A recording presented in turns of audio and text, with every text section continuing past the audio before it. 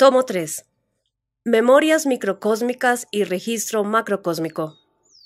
El concepto de designio demiúrgico, definido en el inciso anterior, tomo 2, nos va a permitir aquí sistematizar todo lo visto sobre las memorias microcósmicas y exponer el importante concepto de registro macrocósmico.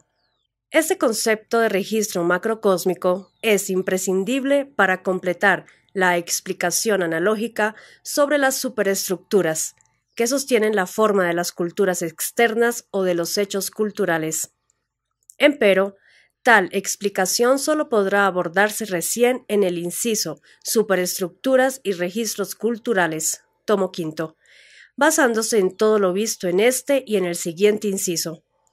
Aquí vamos a definir un conjunto de conceptos fundamentales de la sabiduría hiperbórea, tales como memoria, facultad de recordar, recuerdo, registro, facultad de registrar, registro óntico, sector innato del registro óntico del pasú, etc. Como introducción es útil leer el artículo C.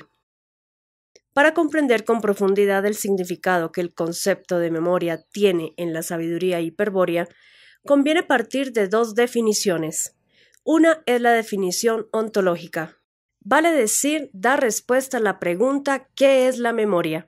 El Viria despierto es quien emplea estratégicamente esta definición, y la otra es la definición funcional, es decir, la respuesta a la pregunta ¿qué función cumple la memoria? Respuesta que constituye un concepto habitual para el pasú. Desde luego, estas definiciones se refieren a las memorias microcósmicas, aunque más adelante las mismas se extenderán a las superestructuras macrocósmicas, luego de establecer las correspondientes relaciones analógicas que existen entre ambas. A. Definición ontológica de la memoria. Las estructuras vivas, tales como las que integran la estructura psíquica del pasú, tienen la propiedad de estar en constante crecimiento. Esta propiedad de crecer puede describirse mediante tres notas características: la velocidad del crecimiento, o sea, la respuesta a la pregunta ¿cuánto crece la estructura? El modo de crecer, es decir, la respuesta a ¿con qué modalidad lógica se conforma la estructura? Y la capacidad para crecer, vale decir, la respuesta a la pregunta integral ¿hasta dónde puede crecer una estructura viva con tal velocidad y tal modo estructural? De estas tres notas, la capacidad es, de lejos, la más importante, pues puede ser factor determinante de las otras dos, sin que ellas, por el contrario, le afecten para nada. Alegóricamente podría calificarse a la capacidad como una variable independiente, en tanto que la velocidad y el modo serían variables dependientes, es decir, magnitudes que al variar dependen de su relación con la variable independiente.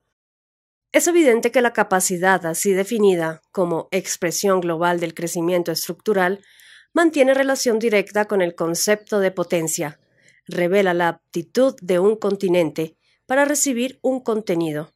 Podemos comprobar tal relación recordando lo dicho en D1, con respecto a la potencia y el acto. Potencia y acto son aspectos complementarios de un mismo fenómeno, como lleno y vacío. Al verter el contenido de ese recipiente, el mismo va quedando menos lleno y por lo tanto más vacío. Como en el caso de lleno y vacío, la conclusión depende del punto de vista. Al manifestarse en el ente o en cualquier estructura, el arquetipo va perdiendo potencia a medida que se actualiza, que progresa hacia la entelequia, a medida que la estructura crece, vale decir, a más acto, menos potencia formativa. Potencia y acto son, pues, análogos a los estados lleno y vacío de un recipiente. Más, lleno y vacío son los límites extremos que adopta todo contenido, y que están determinados por la capacidad del continente. Se comprueba así que la capacidad está efectivamente relacionada con la potencia. Pero además resulta claro que la capacidad es una determinación de la potencia, un límite formal último más allá del cual ella no puede actualizarse. El acto causado por una potencia depende de la capacidad. La potencia es capaz dentro de los límites de la capacidad en su continente. Sin embargo, por definición, la potencia no puede estar esencialmente determinada. La capacidad solo puede ser un accidente, un límite agregado exteriormente a la potencia. En el ejemplo anterior, si la potencia radica en el contenido, es evidente que éste ha sido limitado exteriormente por la capacidad del recipiente. Pero si por caso la potencia procede del espacio, es aún más evidente todavía que la capacidad del recipiente establece un límite particular a la extensión universal, a la potencia espacial, alegóricamente hablando. En el caso de la estructura viva, la capacidad determina la potencia formativa del arquetipo universal o psicoideo que la sostiene. Esto lo comprenderemos mejor refiriéndonos a los términos universal y particular de un ente individual. Por ejemplo, el caballo óntico de la figura 48, el cual es una buena muestra de estructura viva.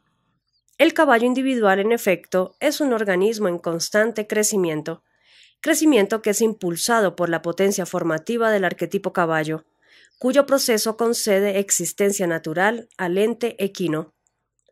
La potencia formativa causa el crecimiento de la estructura equina de acuerdo a una velocidad condicionada por causas externas y a un modo propio de la esencia equina. Mas, ¿qué determina el crecimiento de la estructura equina? ¿Qué principio limita ónticamente a la potencia formativa universal? Respuesta. La matriz esencial del designio caballo, propuesto en la estructura equina, en el caballo óntico, por la vox del demiurgo. La matriz esencial es el principio de individuación que pone término particular específico a la naturaleza equina universal y le otorga existencia individual. Se infiere entonces que la matriz esencial es la capacidad que determina la potencia formativa. La estructura equina puede crecer, pero solo hasta los límites que fija la capacidad de la matriz esencial, solo hasta amoldarse a ella. Y se comprueba también que la capacidad impuesta a la potencia formativa por la matriz esencial es algo agregado a ella, un término particular, es decir, un límite no esencial. La pregunta planteada al definir la capacidad como una nota característica del crecimiento de la estructura viva puede ser respondida ahora, a la luz del ejemplo sintetizado en la figura 48. Su formulación era: ¿hasta dónde puede crecer una estructura viva con tal velocidad y tal modo estructural? Respuesta: hasta la capacidad de la matriz esencial de su designio. Observemos la figura 56, donde se ha representado el acto del microcosmos potencial. Análogamente a lo visto en la figura 48, hay aquí una capacidad global de la matriz esencial del designio Pasú, que determina la potencia formativa del arquetipo Manú. Pero el designio Pasú es el más complejo designio de designio que existe. Su plan consiste en una estructura de planes, cada uno de los cuales dirige el crecimiento formal de los múltiples y diferentes órganos del microcosmos. ¿Cómo se distingue un plan dentro de un gran plan escrito en el designio Pasú? Respuesta: toda estructura determina una forma. El límite propio de cada plan está determinado por su capacidad para conformar los miembros orgánicos particulares, que integran armónicamente el microcosmos. Hay, pues, una capacidad propia de cada plan para determinar a la potencia formativa del arquetipo Manú, que se integra en la capacidad global de la matriz esencial, es decir, en la capacidad del plan completo del designio Pasú. Esto es evidente y claro, puesto que cada miembro orgánico crece con velocidad y modo propios, pero integrados armónicamente en la estructura del microcosmos de tal manera que éste crece a su vez con velocidad global y modo global, para moldarse a la capacidad global de la matriz esencial. Teniendo presente estas aclaraciones, vamos a referirnos a un miembro orgánico particular del microcosmos, esto es, a la estructura psíquica, cuyo esquema analógico se muestra en las figuras 11 y 11b. De acuerdo con lo visto, en el designio Pasú ha de haber un plan para la conformación de la estructura psíquica, compuesto de planes específicos que dirigen el crecimiento particular de las esferas afectiva 4, racional 3 y de conciencia 2. Especialmente nos interesa considerar los planes en base a los cuales se conforma la estructura neurofisiológica del cerebro, la estructura cultural y la estructura del esquema de sí mismo. Tales estructuras están vivas y crecen permanentemente con velocidades y modos propios, cumpliendo así con los requisitos característicos que hemos impuesto para el análisis. Debemos admitir entonces que estas estructuras disponen de una capacidad específica propia, que rige su crecimiento y a la cual se amolda su forma. Más claramente, la estructura neurofisiológica del cerebro se desarrolla de acuerdo a un plan particular contenido en el designio Pasú. Tal plan pone término específico a la potencia formativa del arquetipo Manú en esa región del organismo microcósmico. Ese término específico, que limita la potencia formativa y determina el crecimiento de la estructura neurofisiológica, es la capacidad del plan particular. Y lo mismo ocurre con la estructura cultural, la cual crece determinada por una capacidad propia, así como también la estructura del esquema de sí mismo crece según la capacidad de un plan particular. Ahora bien, estas estructuras sirven para la manifestación del sujeto anímico, el cual se denomina sujeto racional en la estructura neurofisiológica, sujeto cultural en la estructura cultural y sujeto consciente en el esquema de sí mismo o estructura de la esfera de conciencia. He aquí, al fin, la definición ontológica de la sabiduría hiperbórea sobre la memoria. La percepción que el sujeto anímico efectúa sobre la capacidad de la estructura psíquica se denomina memoria. Más particularmente, la percepción que el sujeto racional efectúa sobre la capacidad de la estructura neurofisiológica del cerebro se denomina memoria arquetípica. La percepción que el sujeto cultural experimenta sobre la capacidad de la estructura cultural se denomina memoria cultural o conceptual. Y la percepción que el sujeto consciente realiza sobre el esquema de sí mismo se denomina memoria de sí mismo. Podrá sorprender a primera vista semejante asimilación del concepto de memoria a la capacidad de una estructura, pero, a poco que se medite sobre ello, se comprenderá que la capacidad es el verdadero origen de la memoria, que memoria es la percepción subjetiva de la capacidad.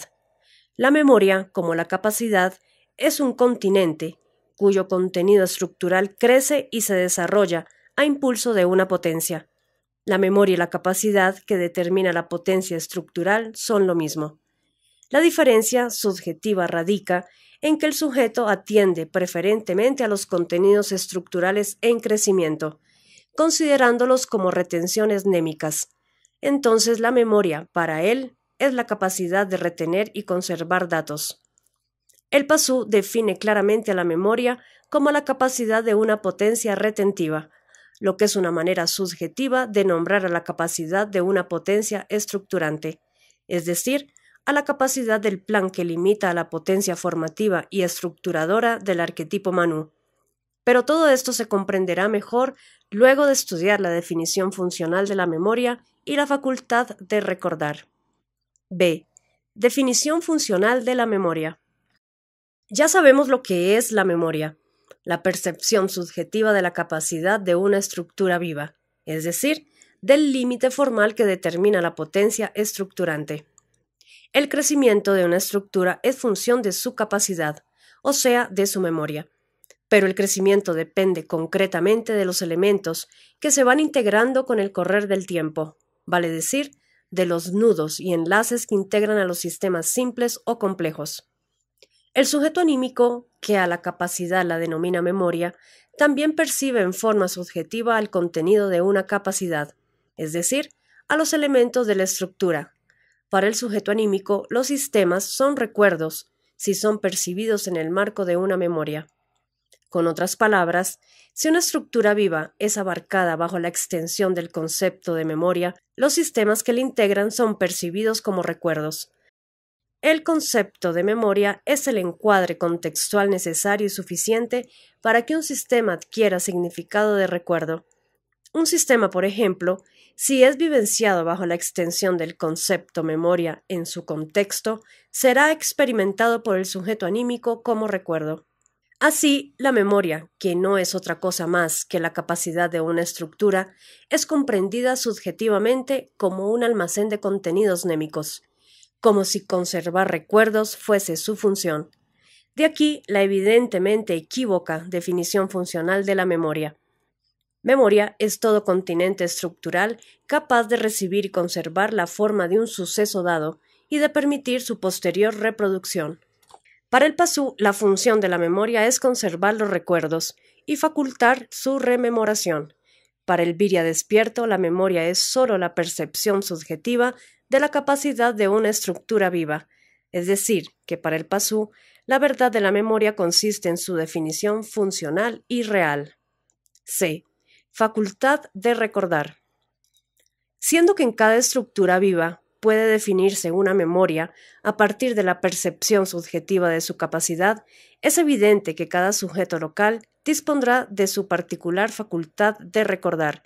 Por eso decimos que la facultad de recordar es propia del sujeto anímico completo, cualquiera sea la estructura en la que actúe. Sin embargo, los recuerdos, el objeto del acto de recordar, son reproducciones conscientes, es decir, imágenes referidas hacia el umbral de conciencia, hacia el centro de referencia de sí mismo, sea que haya sido localizado en la memoria arquetípica por el sujeto racional, en la memoria cultural por el sujeto cultural o en la memoria de sí mismo por el sujeto consciente. El contenido sémico del recuerdo emerge a través de la esfera de sombra y se manifiesta en la esfera de luz como reproducción consciente. De aquí que en los análisis siguientes, no obstante su procedencia de distintas memorias, es decir, de distintas estructuras, al recuerdo se lo considera referido exclusivamente al sujeto consciente. El recuerdo será una reproducción consciente requerida por el sujeto consciente, y el sujeto consciente será quien dispone de la facultad de recordar. Este convenio nos facilitará enormemente la explicación. Puestas así las cosas, podemos afirmar que la facultad de recordar es en todo semejante a la facultad de imaginar, que hemos descrito en la primera parte. Un recuerdo, en efecto, solo difiere de una fantasía en que es reconocido como tal. Entonces el recuerdo aparece claramente referido a un pasado real, a diferencia de toda fantasía en la que es evidente su carácter irreal. Y esta posibilidad de reconocimiento inmediato es lo que caracteriza subjetivamente a la facultad de recordar. El sujeto consciente, por otra parte, puede distinguir con claridad si el contenido de su pensamiento es algo recordado o algo imaginado. Por lo demás, como veremos enseguida, las propiedades energéticas de un recuerdo y de una fantasía son completamente equivalentes. En principio, notemos lo siguiente. Tanto el recuerdo como la fantasía son reproducciones efectuadas por un acto volitivo del sujeto. Toda otra representación es siempre una producción de los sujetos racional o cultural. El recuerdo y la fantasía, por el contrario, son reproducciones causadas por el requerimiento del sujeto consciente. Pero el requerimiento del sujeto es un acto volitivo, hecho que exige una interpretación energética de la facultad de recordar, análoga a la ya expuesta para la facultad de imaginar. Releamos, pues, lo dicho anteriormente. La energía psíquica es la fuerza que dispone la voluntad para actuar. En la estructura cultural, el sujeto cultural, al animar un sistema, es quien produce volitivamente la representación emergente. La potencia activa de la relación es en realidad la disposición potencial para actuar que posee el sistema vivo, animado por el alma. Con otras palabras, hay una reserva volitiva del alma pronta a ser utilizada por el sujeto, conforme a la disposición potencial, de tal o cual relación particular. Recordemos que definimos a las facultades como disposiciones del sujeto. Dijimos, por ejemplo, el sujeto cultural dispone de la facultad traductiva. Pues bien, las facultades son disposiciones activas determinadas por las disposiciones potenciales de las estructuras vivas.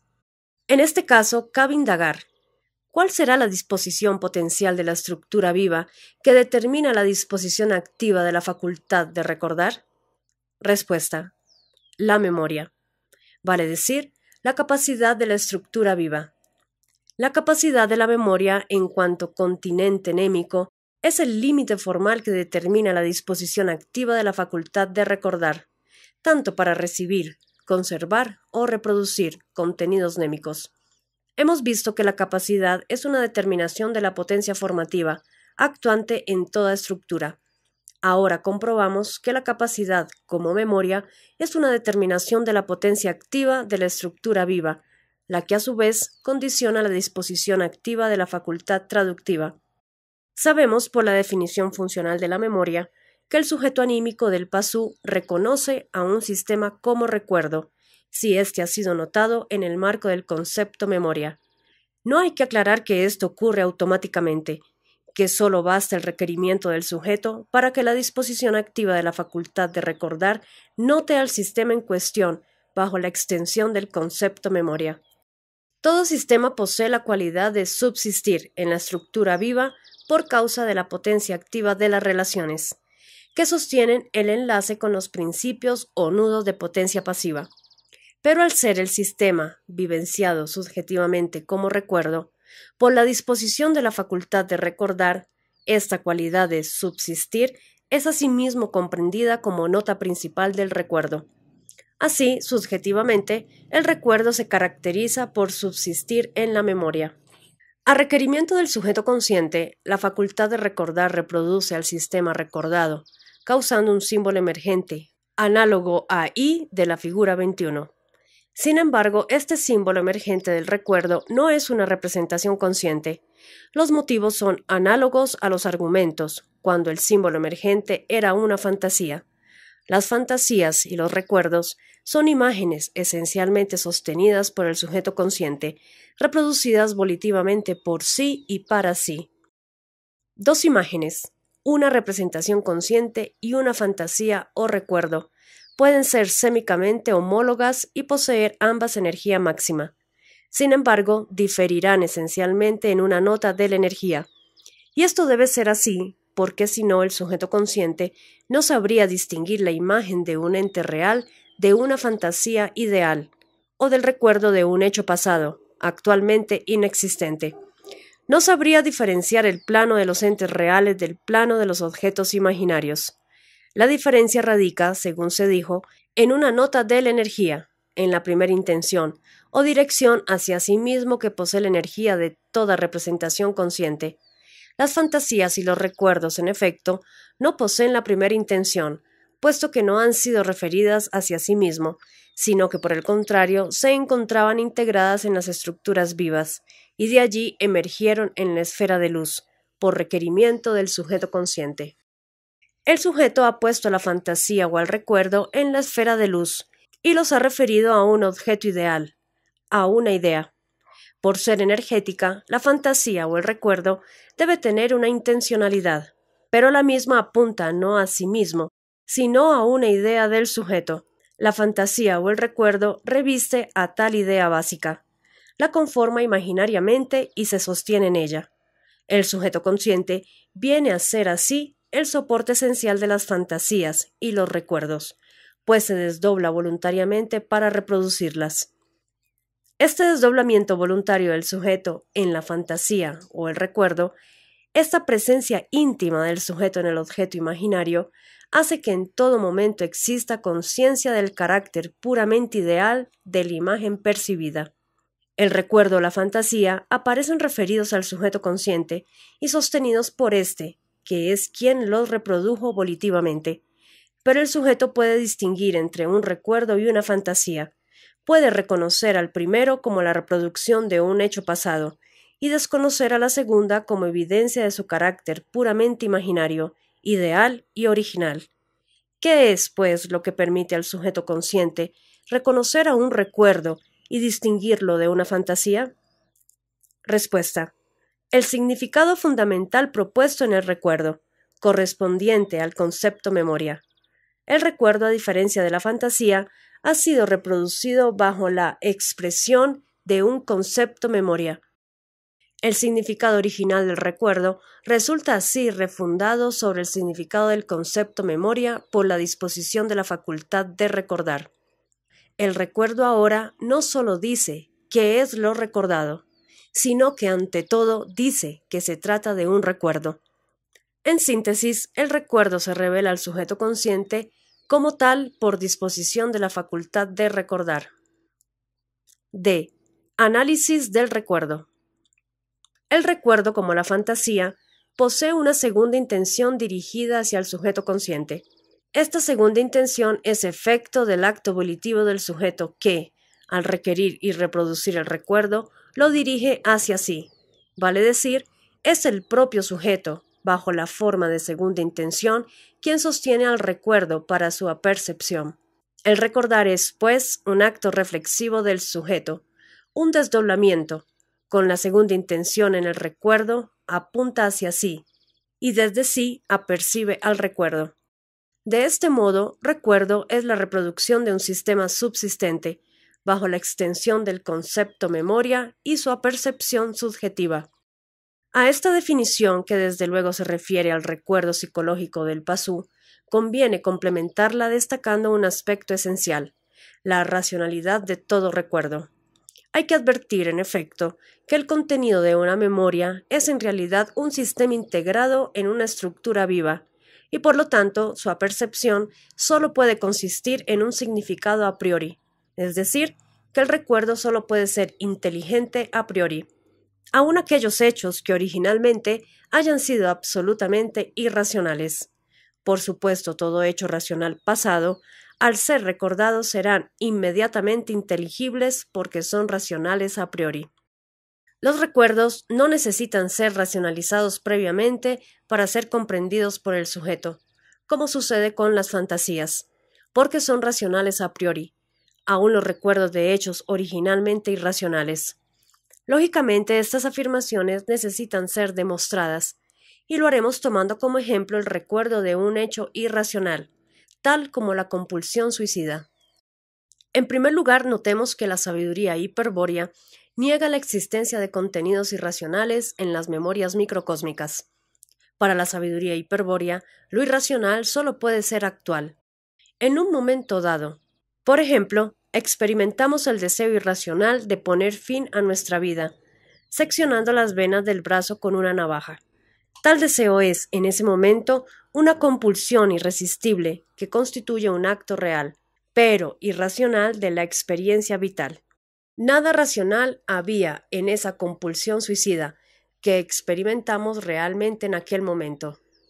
Pero si aquel acto era irracional, no ocurre lo mismo con su recuerdo, la rememoración de lo ocurrido, en el supuesto de que no hayamos cedido a la compulsión suicida, es siempre inteligible y por lo tanto racional. Antes de indagar por qué, precisemos con mayor profundidad los términos del problema. En el momento del apremio suicida, la vivencia del acto es irracional. No existe razón alguna que faculte semejante acto. La compulsión no es inteligible. Solo se experimenta la urgencia del deseo, sin que aparezca a la vista causa alguna. Toda causa esgrimida como justificación de la compulsión, en realidad, ha sido propuesta a posteriori de la misma como reacción racional de un sujeto que intenta probar a sí mismo su cordura. Pero el hecho es de hierro. Quien experimente la compulsión suicida o cualquier otro deseo similar vivencia en ese momento un acto irracional puro. Ahora bien, pasa el tiempo, la experiencia suicida es superada, y un buen día recordamos aquel momento, cuando sentimos el deseo de matarnos. Recordamos, y entonces nos vemos nuevamente en aquel momento, vivenciando aquel acto irracional. Sin embargo, por más vivo que sea el recuerdo, hay que admitir que jamás puede equipararse, y mucho menos confundirse, con el acto original, y ello por tres motivos principales. Primero, porque el recuerdo del sujeto es un objeto para el sujeto, porque el recuerdo es apercibido con segunda intención. Segundo, porque el que recuerda sabe que recuerda, por el significado némico que le agrega la disposición de la facultad de recordar al notarlo bajo la extensión del concepto memoria. Tercero, porque el recuerdo, aun aquel cuyo contenido se refiere a un acto originalmente irracional, como la compulsión suicida del ejemplo, siempre resulta inteligible para el sujeto evocador. Vale decir, todo recuerdo es racional a priori. Llegamos así al punto buscado, cuando debemos indagar ¿por qué? ¿Por qué todo recuerdo es racional a priori? Respuesta: porque todo recuerdo psicológico es sólo la percepción de un sistema reproducido, y todo sistema, por el hecho esencial de estar integrado a una estructura, tiene su contenido sémico necesariamente codificado en un lenguaje contextual. Un hecho puede haber sido originalmente irracional, pero desde el momento que su esquema constituye un sistema en una estructura, es decir, un contenido némico en una memoria, resulta lógicamente codificado según las modalidades de los lenguajes contextuales. Cuando tal sistema es recordado, vale decir, cuando es notado bajo la extensión del concepto memoria, el recuerdo ya es racional por ser estructural, y su réplica inmediata solo puede consistir en un relieve significado.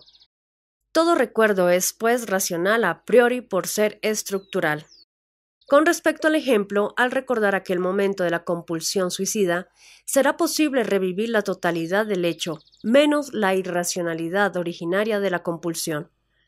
Al emerger el recuerdo, inmediatamente será reconocido por el sujeto como una reminiscencia. El momento pasado, con todo el dramatismo de su significado, se hace presente para el sujeto, y el hecho parece repetirse ante la mirada subjetiva. Vemos la habitación, la cama donde estábamos recostados, sobre ella la carta con el adiós definitivo de la mujer amada, que motivó aquel deseo de morir antes que vivir sin ella, la navaja posada ominosamente en la mesita de luz, y nos recordamos a nosotros mismos en aquel trance. Vale decir, aquel hecho se nos hace patente ahora, con un contexto pleno de significación en cuyo entorno nos apercibimos objetivamente. Pero esta objetividad, que alumbra la claridad misma del recuerdo, impide irremediablemente que volvamos a experimentar la compulsión original, la vivencia de querer morir sin razones. Aquella vivencia irracional la experimentamos como sujeto dramático. En cambio, el recuerdo nos devuelve un objeto dramático que nos representa y al que no podemos sustituir. Recordamos lo ocurrido y nos identificamos con el hecho. Sabemos con certeza que estuvimos a punto de matarnos y lo reconocemos en el recuerdo. Pero eso es todo. La segunda intención reflexiva que apunta hacia nosotros nos está diciendo en todo instante que se trata de un recuerdo, de un hecho inexistente, que la tensión dramática no es verdadera.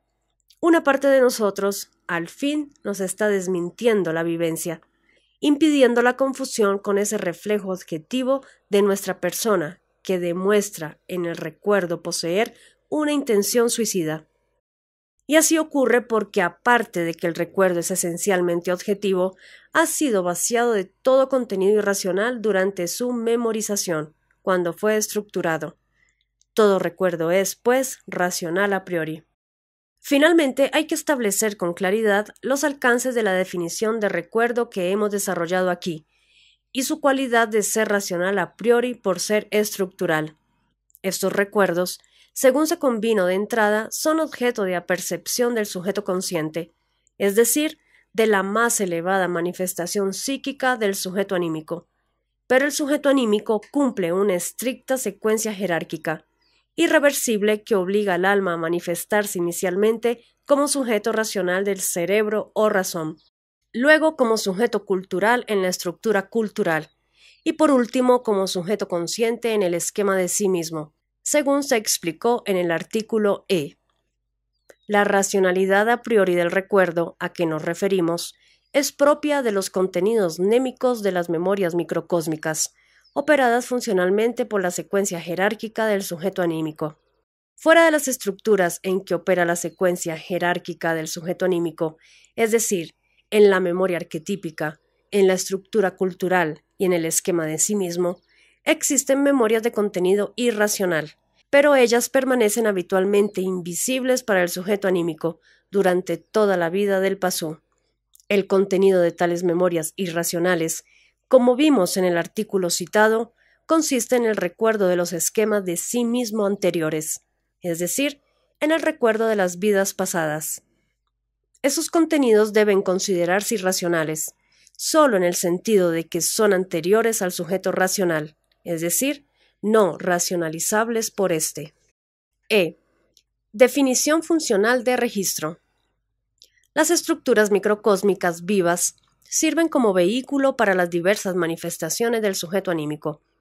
Las memorias definidas por la capacidad de tales estructuras son, con toda propiedad, memorias microcósmicas. Las tres memorias ya mencionadas, por ejemplo, son memorias microcósmicas: la memoria arquetípica, la memoria cultural y la memoria de sí mismo. Con este criterio podemos ampliar la definición funcional de la memoria para señalar su condición microcósmica.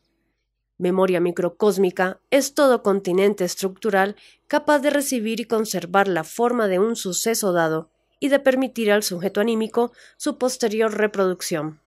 Es claro, pues, que solo son memorias microcósmicas aquellas que guardan una relación funcional con el sujeto anímico, es decir, aquellas que están destinadas por la capacidad del plan a ser utilizadas por el sujeto anímico, a grabar y reproducir para éste sus propios recuerdos. Resulta así que para trazar un paralelo entre las memorias microcósmicas y sus equivalentes macrocósmicas, sería sumamente equívoco emplear la denominación memoria macrocósmica.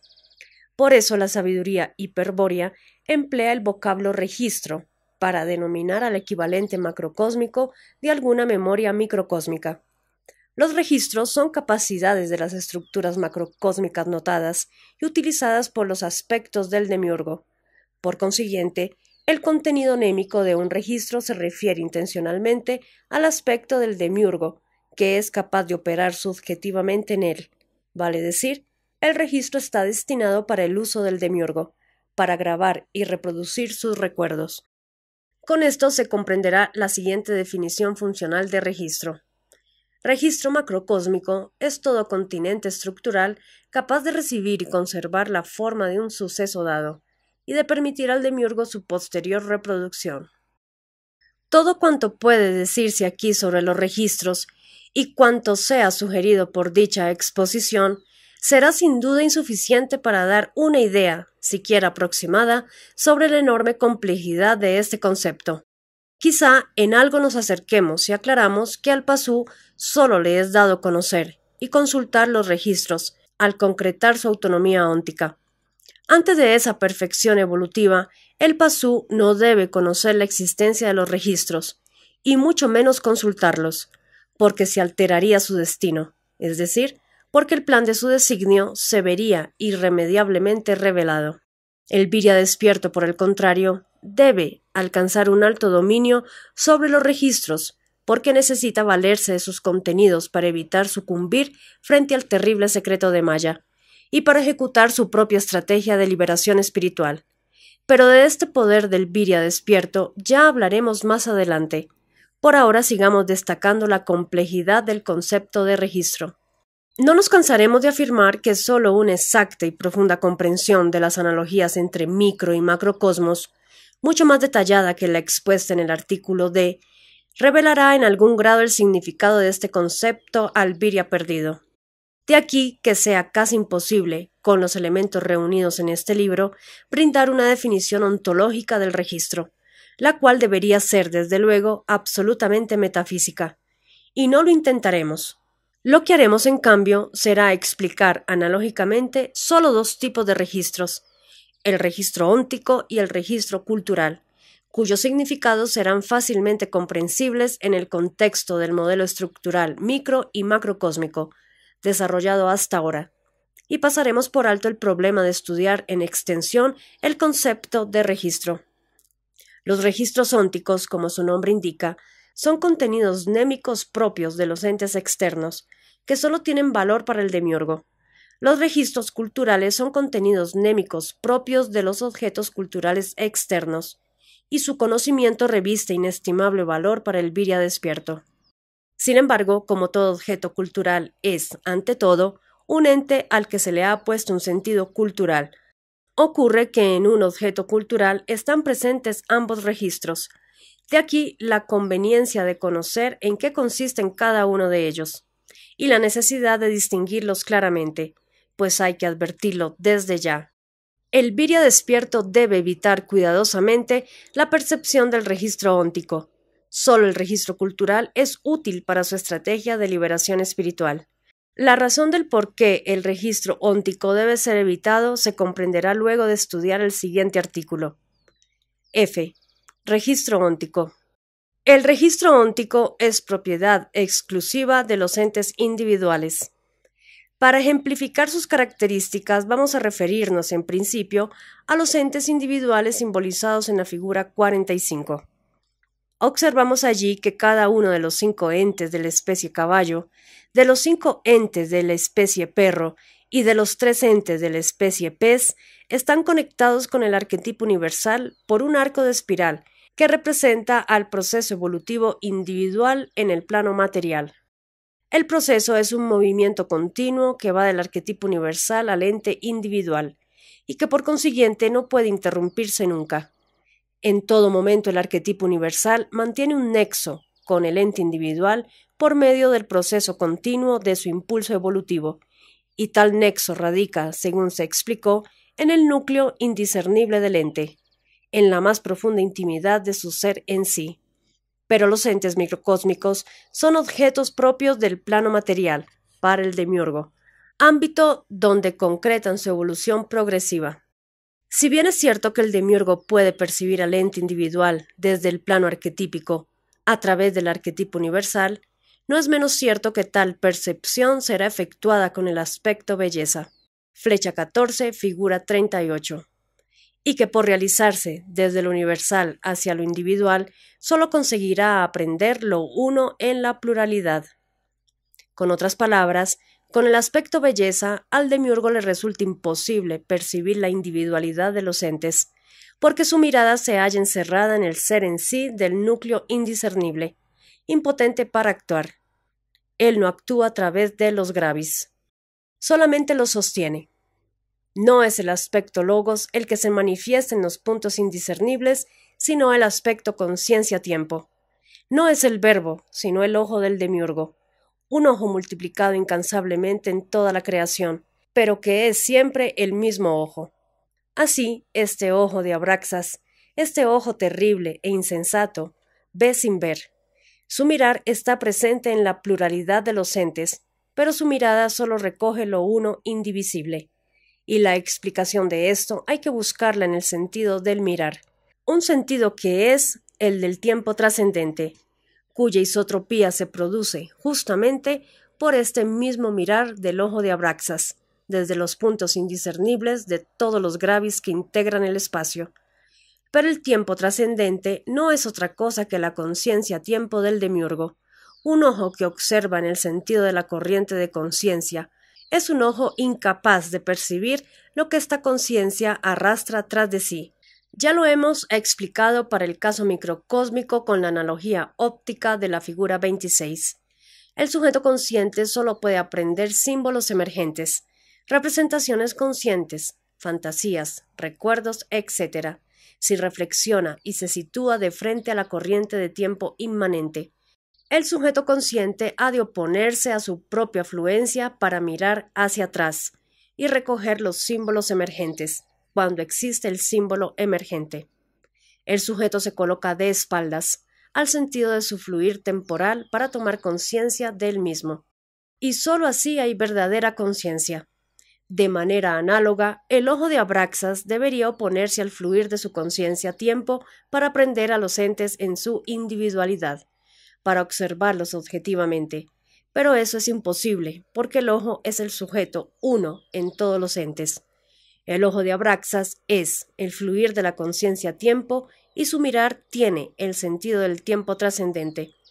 Se comprende entonces por qué el ojo ve sin ver, inconsciente, como en un sueño.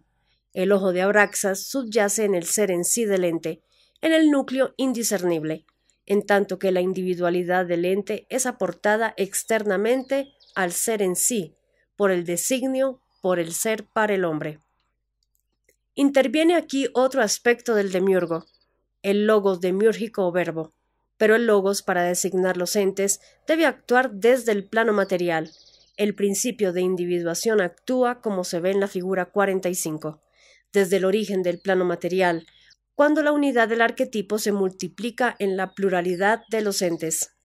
Y si el aspecto logos actúa desde el plano material, entonces su actividad tiene sentido opuesto a la del aspecto belleza, es decir, se opone al fluir de la conciencia-tiempo. Es evidente que el aspecto logos, que es quien otorga individualidad a los entes, está en disposición para aprender dialécticamente a los entes individuales, por efecto de su oposición a la corriente de la conciencia-tiempo, análogamente a como lo hace el sujeto consciente microcósmico. En síntesis, el aspecto logos es capaz de reflexionar sobre los entes y de aprenderlos en su individualidad, comportándose como un sujeto frente a los objetos ónticos. No bien se ha establecido que el aspecto logos se comporta como un sujeto frente a los objetos ónticos, es posible definir para semejante sujeto las facultades que lo vinculan analógicamente con el sujeto consciente del microcosmos. A la facultad de imaginar del sujeto consciente corresponde una facultad de designar del aspecto logos, y a la facultad de recordar del sujeto consciente corresponde una facultad de registrar del aspecto logos. Desde luego, la que nos interesa conocer ahora es la facultad de registrar, toda vez que la facultad de designar ya ha sido sobradamente estudiada con el nombre de vox, o logos demiúrgico, en el inciso anterior. Claro que si el objeto de examen del aspecto logos son los entes individuales, su facultad de registrar ha de efectuar el registro directamente sobre tales entes. Mas, ¿qué registra en los entes la facultad de registrar? Respuesta: el registro óntico. Para entender la respuesta, observamos que la facultad de registrar es análoga a la facultad de recordar, de manera que su acto ha de ser equivalente al de ésta, es decir, la reproducción de un contenido némico. La facultad de registrar registra el registro óntico para reproducir su contenido némico. En síntesis y por analogía, la disposición de la facultad de registrar al inspeccionar el ente individual, registra el contenido del registro óntico y lo reproduce para la percepción del aspecto logos. Siendo así, solo nos falta indagar en qué consiste el contenido del registro óntico. Respuesta: en una serie óntico-temporal, paralela y correlativa a la función continua del proceso evolutivo, que une al ente individual con el arquetipo universal. En la figura 45, por ejemplo, la función continua está representada analógicamente como arcos de espiral, que van de los arquetipos pez, perro y caballo a los entes individuales respectivos. Pues bien, el registro óntico de cada uno de tales entes consiste en una serie óntico-temporal de formas de pez, perro o caballo, producto de su historia natural, paralela y correlativa con la función continua o arco de espiral. Esta serie óntico-temporal es el contenido némico del registro óntico. Ella representa para el demiurgo la historia natural de la evolución del ente individual, y en base a ella establece el valor de su progreso, medido en la escala gradual de momentos progresivos. Con toda propiedad habría que calificar, pues, de progresiva a esta serie y denominar serie progresiva óntico-temporal al contenido del registro óntico, o simplemente progresión óntico-temporal. Ello se justificaría naturalmente en el hecho de que cada término de la serie, considerada progresiva en el sentido del tiempo trascendente, exhibe un progreso evolutivo con respecto al término precedente. Sin embargo, por motivos de claridad expositiva, nos vamos a referir de aquí en más a la serie óntico-temporal, aunque sin olvidar en ningún momento su progresión implícita. La función continua del proceso evolutivo, por ejemplo la curva espiriforme de la figura 48, se origina en el arquetipo universal y termina en el ser en sí del ente, el cual es inaccesible, cerrado en sí y para sí. Es evidente que una inspección exterior del ente, tal como la que realiza el aspecto logos, solo alcanzará a aprender su forma individual determinada físicamente por la matriz esencial del designio. Tales formas individuales, que el ente adopta a cada instante de tiempo trascendente, constituyen una serie óntico-temporal paralela y correlativa a la función continua del proceso evolutivo. Y esta serie óntico-temporal apta para la aprehensión del aspecto logos es el contenido némico del registro óntico, que la facultad de registrar puede reproducir total o parcialmente. En el registro óntico está contenida, así, la historia natural del ente, historia que puede ser reproducida por la facultad de registrar para la percepción del aspecto logos. Sin embargo, aunque esta historia natural solo narra el devenir exterior de la forma óntica, bajo ella, como su hilo conductor fundamental se encuentra la función continua del proceso evolutivo. Bajo la serie óntico-temporal se halla implícita la función continua, y la misma tanto puede ser inferida como efectivamente vivenciada, lo que supone entrar en contacto directo con el arquetipo universal. Para evitar esta última posibilidad es que el Virya despierto jamás explora los registros ónticos. En un próximo artículo trataremos sobre las nefastas consecuencias que puede ocasionar al Virya despierto la vivencia de la función continua. Por ahora vamos a estudiar con mayor detalle la esencia de la serie óntico-temporal y a mostrar cómo la función continua del proceso evolutivo implícita tras ella puede ser inferida.